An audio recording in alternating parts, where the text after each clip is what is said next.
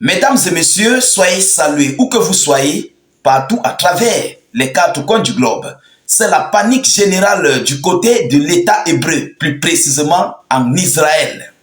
Alors, les hautes autorités israéliennes viennent de constater des actes inhabituels au niveau de leur ligne frontalière avec la Syrie.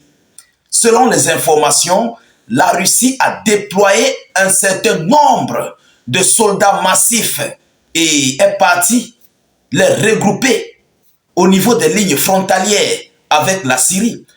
Vous savez très bien que du côté de la Syrie, il y a les forces américaines, il y a les forces syriennes, il y a les forces iraniennes, il y a les forces russes.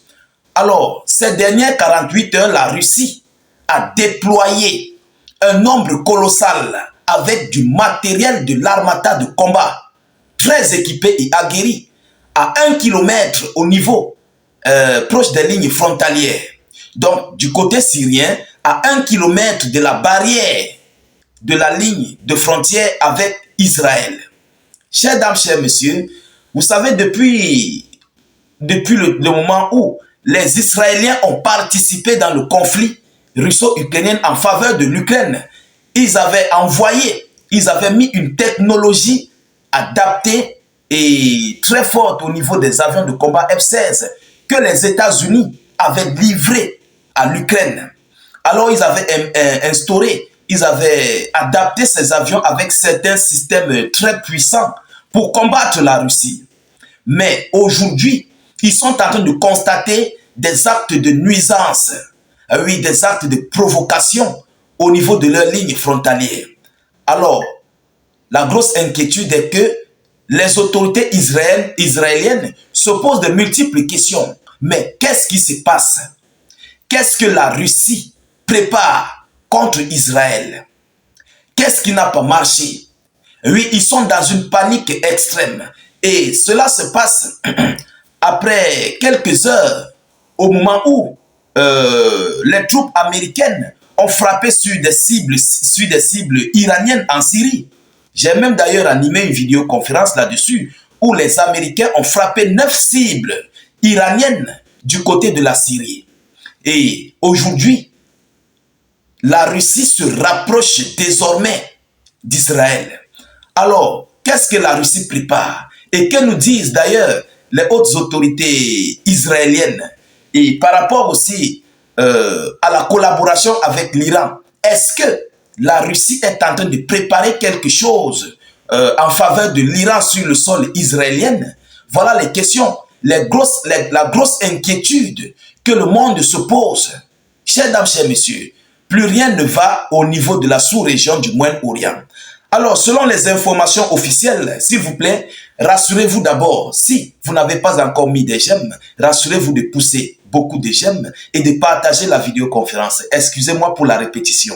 Vous savez, la répétition est pédagogique. C'est très important parce que parmi vous, il y a des nouveaux. Il y a ceux-là peut-être parfois qui oublient, on doit rappeler. Vous comprenez? Ce n'est pas tout le monde qui est comme X ou Y. Vous comprenez? Donc parmi vous, il y a ceux-là qui comprennent, ceux-là qui savent, mais il y a ceux qui oublient vite. Et il y a ceux-là qui sont nouveaux, qui ne connaissent pas comment nous fonctionnons.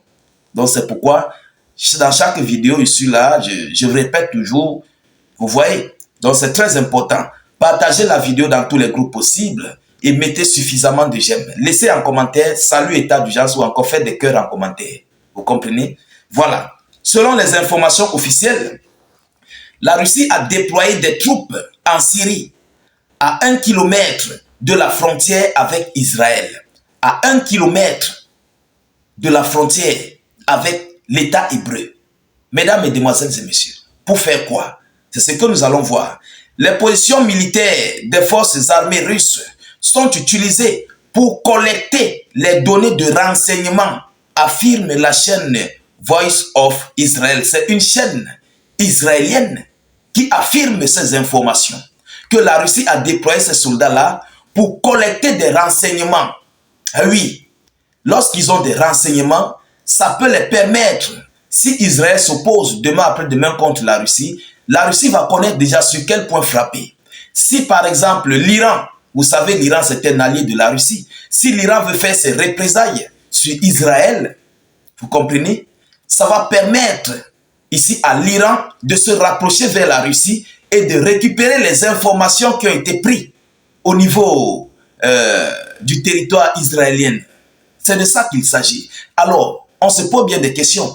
Est-ce que la Russie est en train de prendre ces renseignements, non seulement pour elle, la Russie, mais est-ce que c'est aussi en faveur de l'Iran par rapport aux multiples attaques, aux multiples provocations que Israël et les États-Unis d'Amérique sont en train de mener au niveau de cette sous-région du Moyen-Orient? Est-ce que tel est le cas? Mesdames, Mesdemoiselles et Messieurs, lorsqu'on parle de renseignement, on prend tout, les bases militaires, les zones où il y a des systèmes militaires, tout ce qui s'ensuit, tout. On connaît ce qui se passe là-bas, on connaît chaque chose à sa position. Et si tel est le cas, ça va permettre à l'Iran d'être vraiment en avance et d'utiliser les renseignements russes pour mieux frapper sur Israël. Vous comprenez?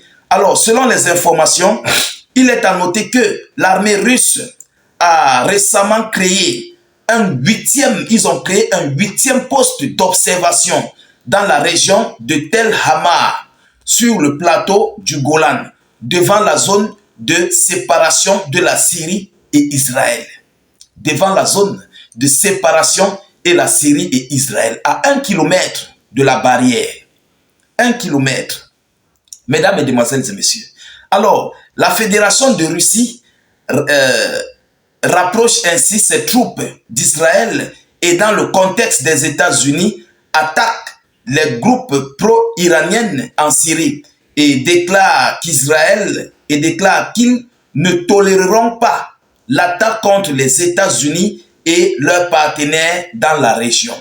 Donc, après l'attaque que Washington a émise sur certaines troupes iraniennes du côté de la Syrie, les hautes autorités iraniennes ont décidé de ne pas tolérer cette attaque.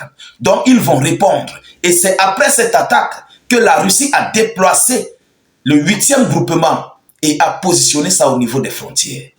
Alors, mesdames, mesdemoiselles et messieurs, qu'est-ce qui se prépare? Qu'est-ce qui n'a pas marché? Qu'est-ce que la Russie et l'Iran veulent bien organiser et manigancer contre Israël? En tout état de cause, si c'est en faveur de l'Iran que la Russie fait cela, mais il faut d'abord qu'on se dise des vérités. Ça va créer un coup dur et majeur à Israël.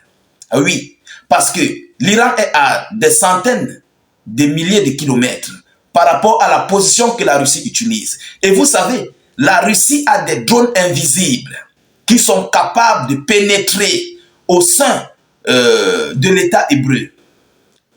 À plus forte raison que ces drones d'ailleurs entrent du côté de Washington. Combien de fois Israël? Combien de fois Israël? Donc la Russie peut-être pourra déployer des drones invisibles sur le ciel israélien pour inspecter et collecter des renseignements. Et ces renseignements seront utilisés, bien sûr, en faveur des alliés de la Fédération de Russie. C'est de ça qu'il s'agit. Alors, est-ce que la Russie travaille pour l'Iran? Bon, si tel est le cas, mesdames, mesdemoiselles et messieurs, dans nos différents décorticages, ça va porter des énormes coups durs à Israël. Le jour où l'Iran va vouloir frapper Israël. C'est de ça qu'il s'agit. Alors, il y a de la tension et la tension est vraiment très élevée. Les Israéliens sont en train de paniquer et sont très inquiets par rapport à cette situation que la Russie vient d'occuper au niveau de sa ligne frontalière. Nous continuons de suivre cette actualité le plus près que possible. Nous ne manquerons pas de vous tenir informés de la suite de ces hostilités. Quant à cette position, restez toujours câblés, scotchés, connectés. Tous ceux qui ne sont pas encore abonnés, rassurez-vous de vous abonner à notre page Facebook et YouTube. N'hésitez non plus, s'il vous plaît, de cliquer beaucoup de j'aime. Oui, mettez suffisamment de j'aime et partagez la vidéoconférence dans tous les groupes possibles. WhatsApp, Facebook, Instagram, Messenger, Telegram. Partagez la vidéo partout. C'est très important. Notre but, c'est de permettre à nos frères africains et panafricains d'être à l'abri des actualités internationales. S'il vous plaît, je vous prie de laisser suffisamment de commentaires. Si vous n'avez rien à écrire, mettez salut état d'urgence en commentaire ou encore faites des cœurs en commentaire. Si vous ne pouvez pas le faire, laissez juste notre slogan qui est vive la paix dans le monde. Vive la paix dans le monde. Alors, cliquez sur le lien de notre chaîne YouTube dans la zone de commentaires. Allez vous abonner à la chaîne YouTube. Nous réalisons des vidéoconférences là-bas et YouTube est très fiable. Les partages, les commentaires ne sont pas limités. Tout est permis. Et dès que vous vous abonnez, vous cliquez sur le lien sur notre page Facebook. Ça va s'ouvrir. La chaîne YouTube va s'ouvrir. Ensuite, vous cliquez sur s'abonner. Dès que vous le faites, rassurez-vous de cliquer sur la cloche de notification pour ne plus rater nos prochaines émissions. Je vous reviens tout à l'heure pour une prochaine série d'actualités. Soyez encore salués une fois de plus. Ciao, ciao.